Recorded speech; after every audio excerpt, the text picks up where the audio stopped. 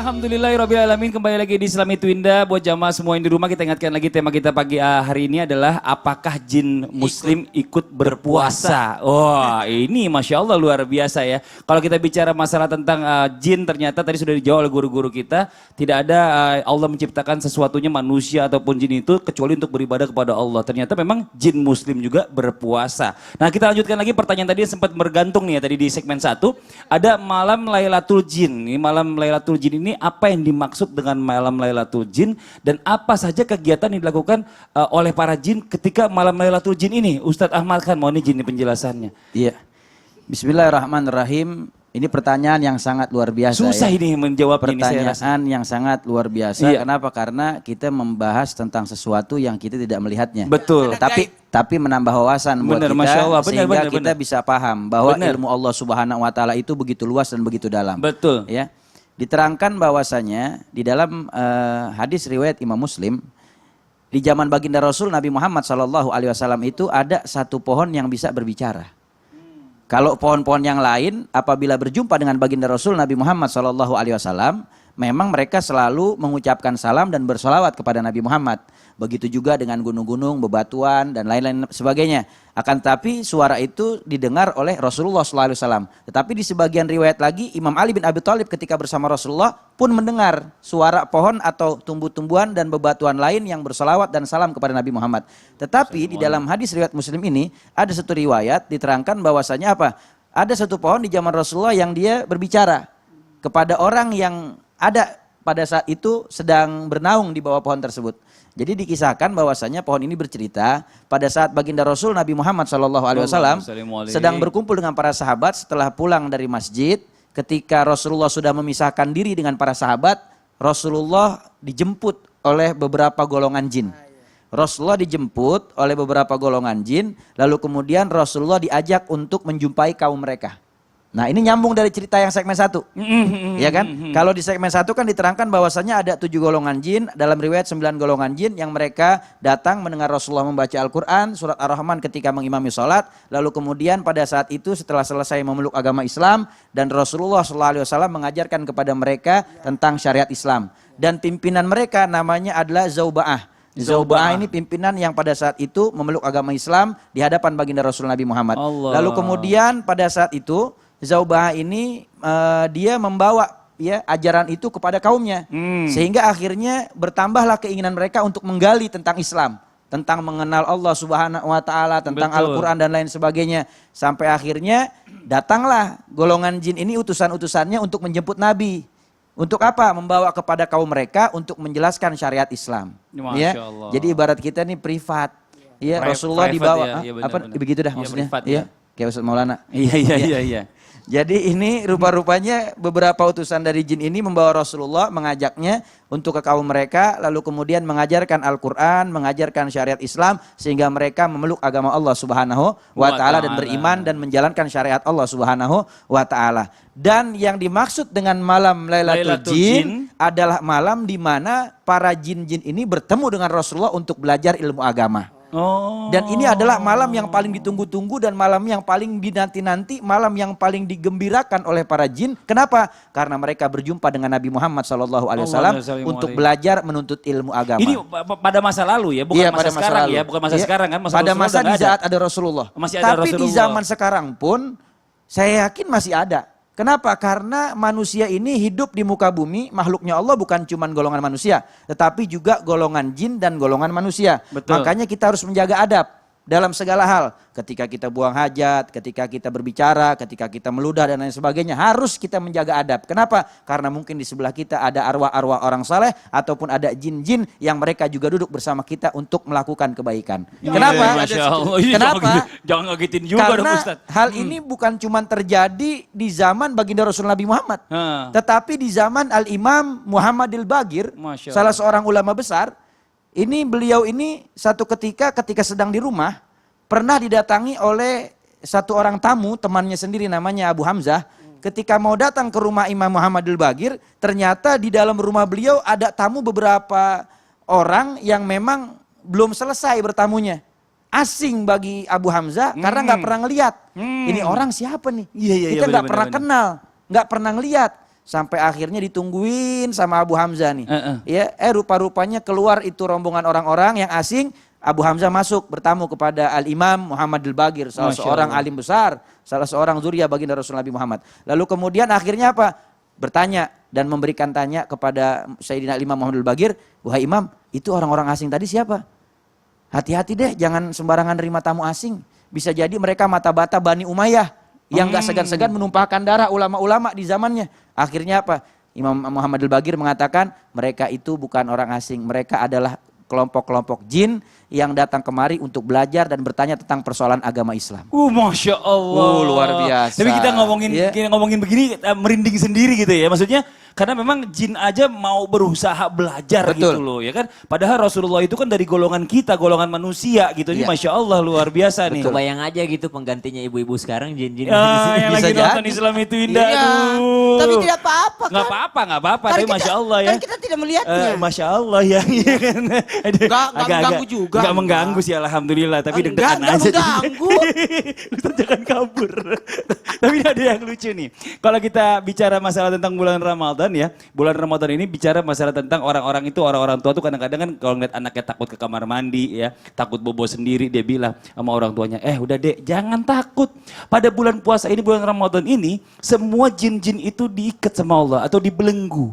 Nah pertanyaan saya, kalau semua jin dibelenggu saat bulan Ramadan, terus bagaimana dengan jin muslim? Dia nggak bisa puasa dong karena lagi dibelenggu. Nah ini bagaimana nih? Mohon izin penjelasannya dari guru kita nih. Siapa nih kita minta penjelasannya nih? Ustadz Maulana, ya boleh. Bismillahirrahmanirrahim. Allahumma shalli ala sayyidina Muhammad wa ala sayyidina Muhammad. Alhamdulillahirabbil alamin. Hari ini adalah puasa ke-6.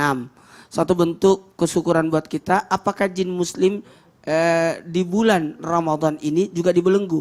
Mohon izin untuk menyampaikan ini bahwa yang dibelenggu ini ada beberapa pengertian dari ulama. Yang dibelenggu ini sebenarnya mencegah setan untuk menyakiti orang-orang beriman. Jadi yang digolongkan tadi sudah dibahas. Jenis-jenisnya jin itu ada yang mengganggu, ada namanya setan kan. Yang sebenarnya menurut ulama pendapat sebagian bahwa yang diikat itu ya yang pengganggu itu. Yang pengganggunya ya, aja. Tapi jadi yang ibadah tetap ibadah. Dan berikutnya, di ini juga disyaratkan banyaknya pahala ampunan yang menyebabkan orang-orang sebenarnya dia membelenggukan dirinya dari untuk berbuat maksiat. Dan ada yang luar biasa, orang berpuasa itu sebenarnya mengecil pori-pori untuk berbuat jahat. betul. Jadi sebenarnya puasa itu tidak menyerang perut, tapi menyerang nafsu, keinginan untuk berbuat dosalah yang diikat sebenarnya. Masya Allah. Makanya setan itu kan bukan dari golongan jin aja. Benar. Golongan manusia kan ada setan juga. Ada. Jadi yang sebenarnya diikat itu perbuatan buruknya, sifatnya. Jadi setan itu sifat, sekali lagi. Setan itu Benar. adalah sifat. Benar. Kalau begitu gimana? Apakah mereka juga digoda? Sebagaimana tadi sudah jelaskan Ustaz Sam bahwa sebenarnya mereka saling menggoda. Artinya digoda. Menggoda dirinya. Karena mohon izin, mohon maaf. Ketika waskala rabbuka lil malaikati isjudu li Adam fa sajadu illa iblis, informasi akan kedatangan Nabi Adam, makhluk yang jadi khalifah pun disampaikan. Makanya ada jin yang disebutkan tadi, Azazil, yang rajin ibadah. Rajin ibadah. Sampai semua di muka bumi ini tidak ada tempat yang tidak disujudi katanya ya. Jadi kalau kita berkata, aku paling banyak pahalaku, kalah kamu sama Azazil. Karena semua tanah di muka bumi sudah pernah disujudi. Benar, saya pernah dengar itu juga. Sampai tidak ada lagi tempat dia. Kalau begitu naiklah ke langit. Makanya bersama-sama dengan para malaikat. Masya Allah. Bahkan disebutkan dalam satu riwayat, bahkan lebih hebatnya jadi guru para malaikat. Ada riwayat mengatakan seperti itu. Saking hebatnya. Mohon izin, mohon maaf tanpa menyakiti perasaan siapapun. Jadi kita lah sebenarnya yang mengikat setan itu keinginan untuk berbuat maksiat, berbuat dosa, itu sebenarnya. Jadi kalau jin ini apakah digoda? Sama halnya dengan orang-orang yang beribadah. Dengan cara apa? Menekan. Jadi ingat ya, nafsu tidak dihilangkan. Kalau nafsu dihilangkan PR ya. Nafsu tidak dihilangkan, iya tapi benar. Dikendalikan. Jadi sebenarnya pengendalian nafsu inilah yang disebut dengan berpuasa. Puasa artinya menahan. Betul. Menahan. Jadi puasa itu simbol bagaimana kita bisa menahan. Jadi apanya yang diikat setan? Kelemahan setan untuk melakukan penyesatan dan penyiasatan terhadap syahwat. Oh. Jadi syahwatnya sebenarnya. Bagaimana setan? Aduh, coba. Ada nggak peluang untuk kita berbuat dosa ketika berpuasa? Agak riskan sih maksudnya karena orang berpuasa itu kan mohon maaf tubuhnya mungkin agak lebih lemes ya. Kalau seandainya dia mau nyolong sendal terus takut dikejar, kalau dikejar keburu ketangkep karena larinya lebih pelan gitu ya kan. Ya benar kan ini Masya Allah. Orang berpuasa itu merasa dalam pengawasan. Betul. Jadi aman. Jadi kita kan alhamdulillah rabbil alamin. Makanya yang diminta untuk berpuasa adalah orang-orang yang beriman. Masya Allah. Yang mengaku ada keyakinan bahwa dirinya lagi diawasi oleh Allah. Masya Lagi Allah. dalam pengawasan. Nah, kalau begitu jin yang beriman pun melakukan ibadah puasa. Sekali lagi, jin yang beriman pun melakukan ibadah puasa. Berarti dia juga merasa diawasi. Iya. Jadi mereka dalam pengawasan seperti ini. Untuk perluan melakukan dosa. Sama, terikat. Masya Allah. Jadi kalau buat adik kecil tadi ya dek ya, sekali lagi yang di tayangan tadi pertama masih inget nih ya kan, yang minum gara-gara nggak ada orang nggak boleh lagi ya dek, karena Allah ngeliat. Ini Masya Allah sayang nih luar biasa. Nah kita lanjut lagi nih, sebelum kita lanjutkan pembahasan kita dengan guru-guru kita, saya mau ajak jamaah yang ada di rumah lihat dulu tayangan yang berikut ini. Sahabat beriman, mencapai perasaan khusyuk dalam sholat bukanlah perkara mudah. Ada saja tindakan atau pikiran yang pada akhirnya mengurangi kekhusyukan dalam sholat. Hal tersebut tidak terlepas dari ulah dan tipu daya setan. Golongan yang tercipta dari api ini senantiasa menggoda manusia agar sholatnya tidak sempurna. Itulah mengapa manusia harus selalu waspada, terutama saat melaksanakan ibadah wajib. Nah ini Masya Allah ya, bicara masalah tentang sholat ini memang agak sulit, sebenarnya bukan agak sulit, memang sulit sekali sebenarnya untuk bicara masalah tentang pelong hati. Karena tiba-tiba kalau kita jadi imam taraweh sekarang ini kan semua mungkin kepala keluarga jadi imam taraweh di rumah Masya ya. Allah. Ya ini Masya Allah luar biasa nih. Ini adalah salah satu hikmahnya ya. Ini kadang-kadang kita mau setelah ini baca surah apa ya? Rakaat ini habis ini baca apa ya? Bener, Nah itu kan bener. ada di pikiran kita gitu loh. Ini kan ini manusiawi nih. Sebenarnya gimana sih sebenarnya jin itu menggoda sesamanya gitu pada saat dia sedang melakukan ibadah. Ini bagaimana Ustaz Syah? Mohon izin. Jadi kalau seperti ini pernah dikisahkan dalam riwayat tentang sahabat baginda Nabi Muhammad SAW bernama Safwan radhiyallahu anhu warda. Ketika Safwan bangun untuk sholat tahajud, ketika beliau sedang membaca Al-Fatihah, ghairil maghdubi alaihim waladdallin, amin. Terdengar di belakang kok kayak banyak yang amin gitu. Terus ada suara gerasak gerusuk. Bayangin coba kita bangun sholat tahajud Ramadan tiba-tiba ghairil maghdubi alaihim waladdallin, amin. Di belakang siapa yang amin gitu kan. Itu gak kabur dari sajadahnya jadi bagus. Maka itu kekhusyuan jelas terganggu. Masya Allah. Setelah sholat Safwan menengok ke belakang lalu bertanya kepada dirinya sendiri dan memberikan diri untuk bertanya siapa di belakang ini, lalu mengatakan tenang, kami juga ikut beribadah seperti kalian. Kami ini dari bangsa jin kata dia. Kami juga ikut beribadah seperti kalian. Kalau gangguan-gangguan seperti ini ya baik gangguan yang positif mereka ikut ibadah atau gangguan yang negatif yang membuat kita takut ya. Ya apa namanya jelas mengganggu ibadah kita gitu kan. Kemudian kalau ditanyakan siapa yang mengganggu jin, ya minal jinnati wan nas. Kalau setannya jin ya setannya manusia dari jin dan manusia. Kalau setannya jin ya dari jin dan jin. Jin dan jun katanya ya. Karena manusia nggak bisa ganggu mereka kan, artinya kalau kita bukan mengganggu mereka, artinya kita nggak bisa goda mereka. Tapi yang menggoda mereka adalah dari golongan mereka sendiri. Bukankah dalam surah Al-Jin juga disebutkan bahwa ketika mereka mengatakan wa anna minnal muslimuna wa minnal qasitun, di antara kami ada yang muslim, di antara kami ada yang kafir, dan yang kafir ini selalu berusaha untuk menggoda kami juga, selalu berusaha untuk mendoktrin kami bahwa mereka harus melakukan kesyirikan kepada Allah Subhanahu wa taala. Maka kami yang soleh ini membawakan mereka tentang Al-Quran, Quranan ajaba.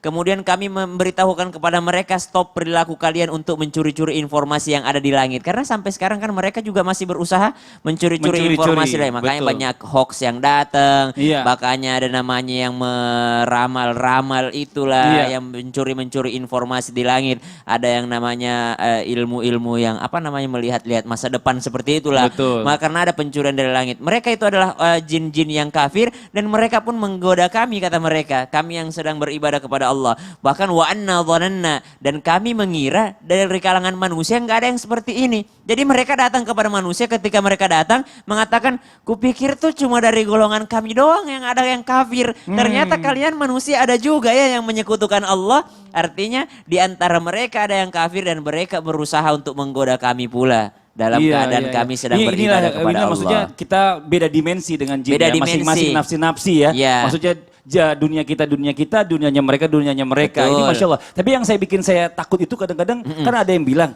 orang itu kan nggak bisa ngelihat jin kalau seandainya nggak ada jin di dalam dirinya. Nah ini kan zaman sekarang ini kan banyak yang suka kadang-kadang ngelihat jin. Ini ada jin di sini. Aduh ini sini. Ini gimana ini? Aduh saya jadi deg-degan denger ini masalahnya ini.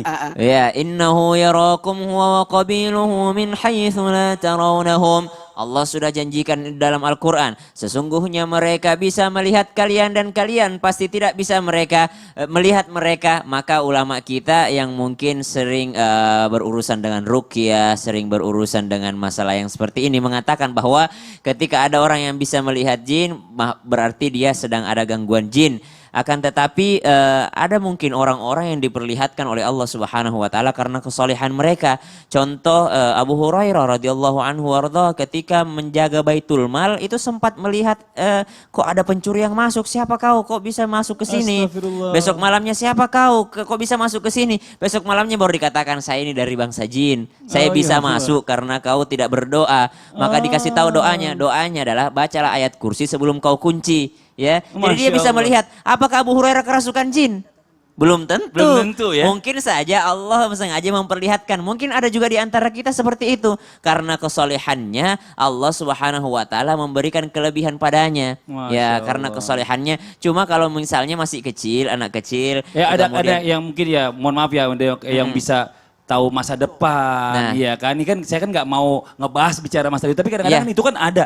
Apakah anak ini mungkin dulu ada? Kalau kita kan selalu kan ada korin yang mendampingi kita kan pada saat kita lahir, kita meninggal dia tetap hidup. Nah mungkin ini kayak masuk kerasuka dalam anak itu atau bagaimana? Yang pertama dalam sisi keislaman itu kurang bagus karena tidak fitrah manusia tidak bisa melihat mereka. Yang kedua dari sisi psikologis pun tidak bagus karena dia akan merasa kesepian. Misalnya dia susah bersosialisasi dengan manusia biasa gitu. Akhirnya dia pikirnya temannya yang itu. Gitu. Nanti kita lanjutin lagi nih, Masya Allah luar biasa nih buat jamaah yang ada di rumah nih ya.